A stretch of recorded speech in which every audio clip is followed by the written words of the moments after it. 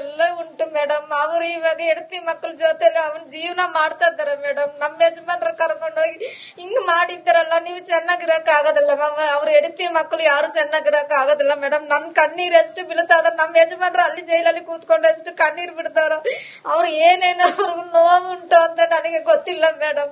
ಅವ್ರು ನನ್ ನೋಡ್ಬೇಕು ಮೇಡಮ್. ಗೌರ್ಮೆಂಟ್ ಅವರು ಇರ್ಲಿ, ವೀರೇಂದ್ರ ಹೆಗ್ಗಡೆ ಅಯ್ಯ ಅವರು ಇರ್ಲಿ, ನಮ್ಮ ಯಜಮಾನ್ರ ಒಳ್ಳಿದಾಗ ಕರ್ಕೊಂಡ್ ಬಂದು ಎಸೆಟ್ ಅವ್ರು ನನ್ನ ಹತ್ರ ಸೇರ್ಸ್ಬೇಕು ಮೇಡಮ್. ಅದೇ ನಾನು ಕೇಳ್ತಾ ಇದ್ದೀನಿ ಮೇಡಮ್. ಕೊನೆಯದಾಗಿ ಈ ಮಹೇಶ್ ತಿಮರೋಡಿ ಅವರು ಬಿಡ್ತಾ ಇರೋ ವಿಡಿಯೋಗಳ ಬಗ್ಗೆ ಏನ್ ಹೇಳ್ತೀರಾ? ಅದೆಲ್ಲ ದಯವಿಟ್ಟು ಜನ ಎಲ್ಲ ನೋಡ್ತಾರ. ಅವರೆಲ್ಲ ನಮ್ಮ ಯಜಮಾನ್ರು ಏನು ತಪ್ಪಾಗಿ ತಿಳ್ಕೊಬೇಡಿ. ಅದು ನಮ್ಮ ಯಜಮಾನ್ರು ಮಾತಾಡಿರೋದೇ ಇಲ್ಲ. ಅವ್ರು ಏನೋ ಮಾತಾಡಿ ಅದರಲ್ಲಿ ಏನೋ ನಡೀತಾ ಉಂಟು. ಯಾರು ದಯವಿಟ್ಟು ನೋಡ್ತಾರ ಜನ, ಅಷ್ಟು ಜನನು ಚಿನ್ನಯ್ಯಂಗ್ ಮಾತಾಡಿದ್ದಾನಲ್ಲ ಅಂತ ನೀವು ತಿಳ್ಕೊಬೇಡ. ವೀರೇಂದ್ರ ಹೆಗ್ಗಡೆ ಅವರು, ಮ್ಯಾನೇಜರ್ ಅವರು, ಸೂಪರ್ವೈಸರ್ ಅವರು, ಧರ್ಮಸ್ಥಳ ಇರೋರು ಯಾರು ತಪ್ಪಾಗಿ ತಿಳ್ಕೊಬೇಡ. ನಮ್ಮ ಯಜಮಾನ್ರು ಮಾತಾಡಿರೋದೇ ಇಲ್ಲ ಇಲ್ಲಿ. ಅವರು ಮಾತಾಡಿರೋದು ಬೇರೆ, ಅವ್ರು ಹಾಕಿರೋದು ಹಿಂಗ ಆಗಿದ್ದಾರ. ಯಾರು ನೋಡೋರು ತಪ್ಪಾಗಿ ತಿಳ್ಕೊಬೇಡಿ ದಯವಿಟ್ಟು. ಇಷ್ಟೇ ನಾನು ಹೇಳ್ತಾ ಇರೋದು.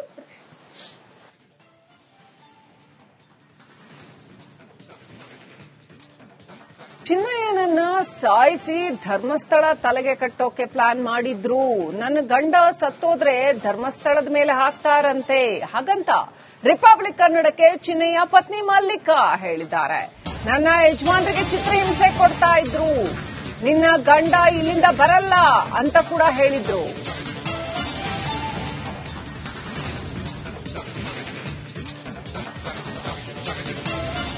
ಅಂದ್ರೆ ತಿಮರೋಡಿ ಗಿರೀಶ್ ಮಠಣ್ಣ ಹೇಳ್ದಂಗೆ ಚಿನ್ನಯ್ಯ ಕೇಳ್ತಾ ಇಲ್ಲ ಅಂತ ಅವತ್ತು ಜಗಳ ನಡೀತಾ ಇತ್ತು ಮೇಡಮ್. ಆಮೇಲೆ ನಾನು ಅದಕ್ಕೆ ಏನ್ ನಡೀತದನ್ನ ಏನು ಗೊತ್ತಿಲ್ಲ, ನಮ್ಮ ಯಜಮಾನ್ರ ಕಲ್ಸ್ಕೊಡಿ ಅನ್ನ ಆಗಂತ ಹೇಳ್ದೆ.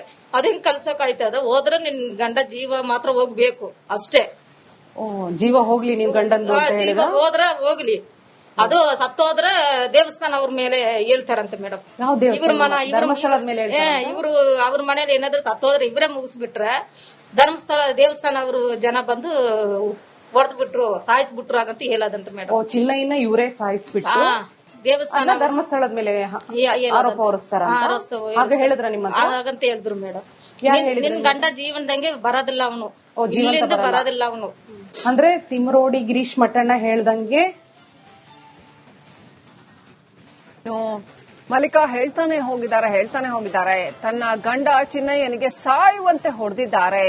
ಮಹೇಶ್ ತಿಮರೋಡಿ, ಗಿರೀಶ್ ಮಠಣ್ಣವರ್ ಹೊಡೆದಿದ್ದಾರೆ. ಚಿನ್ನಯ್ಯನ ಪತ್ನಿ ಮಲ್ಲಿಕಾ ಎಕ್ಸ್ಕ್ಲೂಸಿವ್ ಆಗಿ ತನ್ನ ಅಳಲನ್ನ ರಿಪಬ್ಲಿಕ್ ಕನ್ನಡದ ಬಳಿ ತೋಡ್ಕೊಂಡಿರ್ತಕ್ಕಂಥದ್ದು. ಚಿನ್ನಯ್ಯನಿಗೆ ಸಾಯೋ ಹಾಗೆ ಹೊಡೆದಿದ್ದಾರೆ. ಇದೇ ಮಹೇಶ್ ತಿಮರೋಡಿ, ಗಿರೀಶ್ ಮಠಣ್ಣವರ್ ಇವ್ರುಗಳೇ ಹೊಡೆದಿದ್ದಾರೆ ಅಂತ ಚಿನ್ನಯ್ಯ ಪತ್ನಿ ಮಲ್ಲಿಕಾ ಎಕ್ಸ್ಕ್ಲೂಸಿವ್ ಆಗಿ ರಿಪಬ್ಲಿಕ್ ಕನ್ನಡದ ಬಳಿ ಅಳಲು ತೋಡ್ಕೊಂಡಿದ್ದಾರೆ. ನನ್ನ ಪತಿ ಚಿನ್ನಯ್ಯಗೆ ಚಿತ್ರಹಿಂಸೆ ನೀಡಿದ್ದಾರೆ. ಎಲ್ಲದಕ್ಕೂ ಈಗ ನಾವು ಸಾಯುವ ಪರಿಸ್ಥಿತಿ ಬಂದಿದೆ. ಫೋನ್ನಲ್ಲಿ ಮಾತಾಡುವಾಗ ಚಿನ್ನಯ್ಯ ಅಳ್ತಾ ಇದ್ರು. ತಿಮರೋಡಿ ನನ್ನ ಜೊತೆ ದರ್ಪದಿಂದ ಮಾತಾಡಿದ್ರು.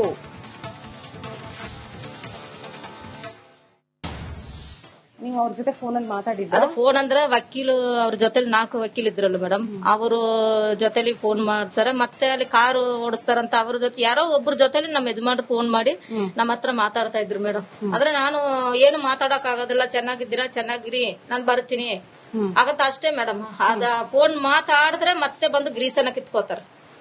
ನಿಮ್ ಜೊತೆ ಫೋನ್ ಮಾತಾಡಿದ್ರೆ ಏನ್ ಬೇಕ್ ಫೋನ್ ಮಾಡತ್ತಯ್ಯ, ಕೊಡು ಆಗಂತ ಅವ್ರು ಕಿತ್ಕೋತಾರ. ಮತ್ತೆ ತಿಮ್ಮಾರೆಡ್ಡಿ ಅವರು ಕಿತ್ಕೋತಾರ. ಅಲ್ಲಿಂದ ಮಾತಾಡ್ಕೊಂಡೇ ಬರ್ತಾರ. ಅವಾಗ ನಮ್ಮ ಯಜಮಾನ್ರು ಹೇಳ್ತಾರ ಮಾತಾಡಕ್ ಆಗೋದಿಲ್ಲ ಮಡಗುವಾಗಂತ ಹೇಳ್ತಾರೆ. ನಾನು ಹಂಗೆ ಮಡಗಿರ್ತೀನಿ ಮೇಡಮ್, ನನಗ್ ಗೊತ್ತಾಯ್ತದ ಅವ್ರು ಬಂದು ಕೊಡು ಚಿನ್ನ ಹಾಗಂತ ಕಿತ್ಕೋತಾ ಇದ್ರು. ಅಷ್ಟು ಸ್ವಲ್ಪ ಹೊತ್ತಾದ್ರೂ ನೀವು ಅವ್ರ ಜೊತೆ ಫೋನಲ್ಲಿ ಮಾತಾಡಿದ್ದೀರಿ? ಅದೇ ಎರಡೇ ಮಾತು ಮೇಡಮ್, ಎರಡೇ ಮಾತು. ನಮಗೆ ಚೆನ್ನಾಗಿದ್ದೀರಾ, ಊಟ ಮಾಡಿದಿರಾ, ಚೆನ್ನಾಗಿರಿ, ನಾನ್ ಬರ್ತೀನಿ ನಾನು ಹಾಗಂತ ಇಷ್ಟೇ ಮೇಡಮ್ ಹೇಳ್ತಾ ಇದ್ರು. ಇವಾಗ ನನ್ನ ಯಜಮಾನ್ರು ಜೈಲಲ್ಲಿ ಇದ್ದಾರೆ ಮೇಡಮ್.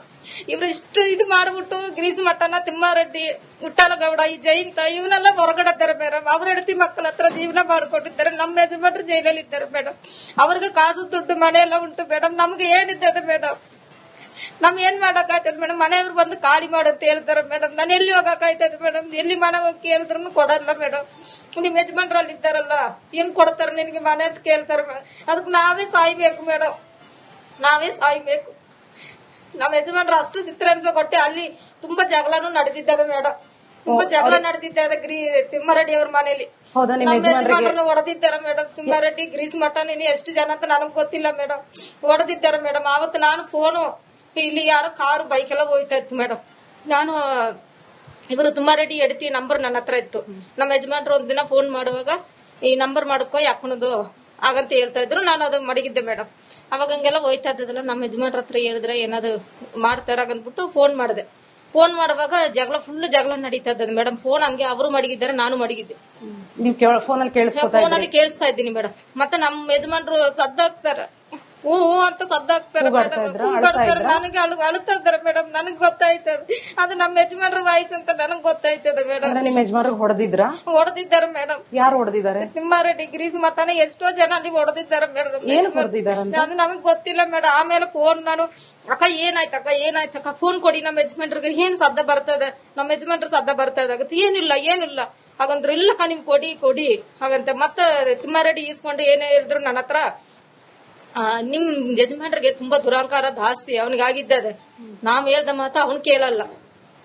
ನಾವ್ ಎಷ್ಟೋ ಹೇಳ್ತಾ ಇದ್ದೀವಿ ಅವನಿಗೆ, ಚಿಕ್ಕ ಮಗು ಹಂಗೆ ಹೇಳ್ತಾ ಇದೀವಿ, ಹಿಂಗೆ ಇಲ್ಲ ಹಂಗೆ ಇಲ್ಲ ಅಂತ. ಅವನು ಅದೇ ಹೇಳ್ತಾ ಇಲ್ಲ. ಅವನಿಗೆ ಯಾರು ಹೇಳ್ಕೊಟ್ಟಿದ್ದಾರಂತೆ, ನಿಮ್ಗೆ ಫೋನ್ ಅವ್ನು ಮಾಡ್ತಾನ, ಏನಾದ್ರು ಹೇಳ್ತಾರ, ಇಲ್ಲ ಬೇರೆಯವ್ರಿಗೆ ಯಾರಾದ್ರೂ ಫೋನ್ ನಂಬರ್ ನೀನ್ ಕೊಟ್ಟಿದ್ದೀಯಾಗಂತ ನನ್ನ ಕೇಳ್ತಾ ಇದ್ರು ಮೇಡಮ್. ಅಂದ್ರೆ ತಿಮ್ರೋಡಿ ಗಿರೀಶ್ ಮಠಣ್ಣ ಹೇಳ್ದಂಗೆ ಚಿನ್ನಯ್ಯ ಕೇಳ್ತಾ ಇಲ್ಲ ಅಂತ ಅವತ್ತು ಜಗಳ ನಡೀತಾ ಇತ್ತು ಮೇಡಮ್. ಆಮೇಲೆ ನಾನು ಅದಕ್ಕೆ ಏನ್ ನಡೀತದನ್ನ ಏನು ಗೊತ್ತಿಲ್ಲ, ನಮ್ಮ ಯಜಮಾನ್ರ ಕಲ್ಸ್ಕೊಡಿ ಅನ್ನ ಆಗಂತ ಹೇಳ್ದೆ. ಅದೇನ್ ಕಲ್ಸಕ್ ಆಯ್ತದ? ಹೋದ್ರೆ ನಿನ್ ಗಂಡ ಜೀವ ಮಾತ್ರ ಹೋಗ್ಬೇಕು ಅಷ್ಟೇ. ಜೀವ ಹೋಗ್ಲಿ ನಿಮ್ ಗಂಡಂದು ಜೀವ ಹೋದ್ರ ಹೋಗ್ಲಿ, ಅದು ಸತ್ತೋದ್ರ ದೇವಸ್ಥಾನ ಅವ್ರ ಮೇಲೆ ಹೇಳ್ತಾರಂತೆ ಮೇಡಮ್. ಇವರು ಅವ್ರ ಮನೇಲಿ ಏನಾದ್ರು ಸತ್ತೋದ್ರೆ ಇವರೇ ಮುಗಿಸ್ಬಿಟ್ರೆ ದೇವಸ್ಥಾನ ಅವರು ಜನ ಬಂದು ಹೊಡೆದ್ಬಿಟ್ರು, ಸಾಯಿಸ್ಬಿಟ್ರು ಆಗಂತ ಹೇಳೋದಂತ ಮೇಡಮ್. ಚಿನ್ನಯ್ಯನ ಇವರೇ ಸಾಯಿಸ್ಬಿಟ್ರು, ದೇವಸ್ಥಾನ ಧರ್ಮಸ್ಥಳದ ಮೇಲೆ ಆರೋಪ ಹೊರಿಸ್ತಾರ ಹಾಗಂತ ಹೇಳಿದ್ರು ಮೇಡಮ್. ನಿನ್ ಗಂಡ ಜೀವನದಂಗೆ ಬರೋದಿಲ್ಲ ಅವನು, ಇಲ್ಲಿಂದ ಬರೋದಿಲ್ಲ ಅವನು ಹಾಗಂತ ಹೇಳಿದ್ರು. ಹಿಂಗ್ ಹೇಳಿದ್ರೆ ಹೆಂಗನ್ನ, ನಿಮ್ ಮನೇಲಿ ಇದ್ದಾರೆ, ನೀವೇ ಬುರುಡೆ ಕಟ್ಟು ಕಳಿಸಿದ್ದೀರಿ, ಹಿಂಗೆ ಇಷ್ಟು ಆಗಿದ್ದದ, ನಮ್ಮ ಯಜಮಾನ್ರ ಹಿಂಗ್ ಹೇಳ್ತಿರಿಲ್ಲನ, ಏನನ್ನ ಮಾಡಕ್ ಆಯ್ತದೆ. ಹಾಗಂದ್ರೆ ನಾನ್ ಹೇಳ್ದಂಗೆ ಅವ್ನ್ ಕೇಳ್ಬೇಕು, ಅದಕ್ಕೆ ಅವ್ನ್ ಕರ್ಕೊಂಡ್ ಬಂದಿರೋದು. ನಾ ಬುರುಡೆಗೆ ಹೆಂಗಂತ ಕರ್ಕೊಂಡ್ ಬರ್ನಿಲ್ಲ. ಅವ್ರು ಬುರುಡೆ ಕರ್ಕೊಂಡು ಕೋರ್ಟ್ಗೆ ಹೋದ, ಮತ್ತೆ ಕುಳಿ ಎಲ್ಲ ನೋಡ್ದ, ಸಿಕ್ಕಿಲ್ಲ. ಆದ್ರ ಸೌಜನ್ಯ ಕೇಸ್ಗೆ ನಾವು ಅವನ ಕರ್ಕೊಂಡ್ ಬಂದಿರೋದು. ಅವ್ನ ಸೌಜನ್ಯನಿಗೆ ನಾವ್ ಏನ್ ಮಾತಾಡ್ತೀವೋ, ನಾನು ಗ್ರೀಸ್ ಮಠನ ಹಂಗೆ ಅವ್ನು ಹೇಳ್ಬೇಕು ಚಿನ್ನ. ಸೌಜನ್ಯ ಕೇಸಲ್ಲಿ ನಮ್ಮ ಯಜಮಾನ್ರ ಅದೇ ಮೇಡಮ್, ಈ ಬುರುಡೆ ಕೇಸ್ ಅಲ್ಲ, ಅದು ಸಾಯಿಲಿ. ಅದು ಇವರು ತಿಮ್ಮಾರೆಡ್ಡಿ ಹೇಳ್ತಾ ಇದ್ದಾರೆ, ಅದು ಸಾಯಿಲಿ. ಅದು ಬುರುಡೆ ಕೇಸು ಅವ್ರಿಗೆ ಮುಖ್ಯ ಅಲ್ಲ. ನಿಮ್ ಯಜಮಾನ್ರ ಕರ್ಕೊಂಡ್ ಬಂದಿರೋದೇ ಸೌಜನ್ಯ ಕೇಸ್ಗೆ. ನಾವು ಸೌಜನ್ಯ ಕೆಲಸ ದೊಡ್ಡದ್ ಮಾಡ್ಬೇಕು ಅಂತ ಇಷ್ಟು ಕೆಲಸ ನಾವ್ ಮಾಡ್ತಾ ಇರೋದು ನಿಮ್ ಯಜಮಾನ್ರ ಮಾಡ್ಕೊಂಡು ಈ ಸೌಜನ್ಯ ಕೇಸ್ ಇಂದಾನೆ. ಅವನ್ ನಾನ್ ಹೇಳ್ದಂಗೆ ಮಾತು ಕೇಳೋದಿಲ್ಲ ಅವನು ಹಾಗಂತ ಹೇಳ್ತಾ ಇದ್ದಾರೆ ಮೇಡಮ್. ಎಷ್ಟ್ ಸತಿ ಹೊಡೆದಿದ್ದಾರೆ ಚಿನ್ನಯ್ಯ? ಅದೇ ಫಸ್ಟ್ ಅದೇ ಮೇಡಮ್. ನಾನು ಅವತ್ತು ಫೋನ್, ನನ್ಗೆ ಇಲ್ಲಿ ಕಾರು ಬೈಕ್ ಎಲ್ಲ ತುಂಬಾ ಜನ ಹೋಯ್ತಾ ಇದ್ರು ಮೇಡಮ್. ಅದು ಮಾಡಕ್ಕೆ ನಮ್ಮ ಯಜಮಾನ್ರು ಸರಿ ಫೋನ್ ಮಾಡಮಂತ ಮಾಡ್ದೆ ಮೇಡಮ್. ಆವಾಗಲೇ ನನ್ಗೆ ಗೊತ್ತಾಯ್ತು ಅವರು ತುಂಬಾ ಹೊಡೈತಾ ಇದ್ದಾರಂತ. ಆದ್ರೆ ಅವತ್ತು ಅವ್ರು ಅಲ್ಲಿದ್ದಿದ್ರೆ ಅವ್ರು ಸಾಯಿಸ್ತಾ ಇದ್ರಂತ. ಮೆಸೇಟಿ ಅವ್ರ ನಮ್ಮ ಯಜಮಾನ್ರ ಕಾಪಾಡಿ ಎತ್ಕೊಂಡು ಹೋಗಿರೋದು ಮೇಡಮ್. ಅವ್ರ ಜೀವನ ಉಳಿಸಿರೋದೇ ಎಸೆಟಿ ಅವರು. ಇಲ್ಲದ್ರೆ ಅವತ್ತೇ ಅವ್ರು ಸಾಯ್ತಾ ಇದ್ರು ಮೇಡಮ್.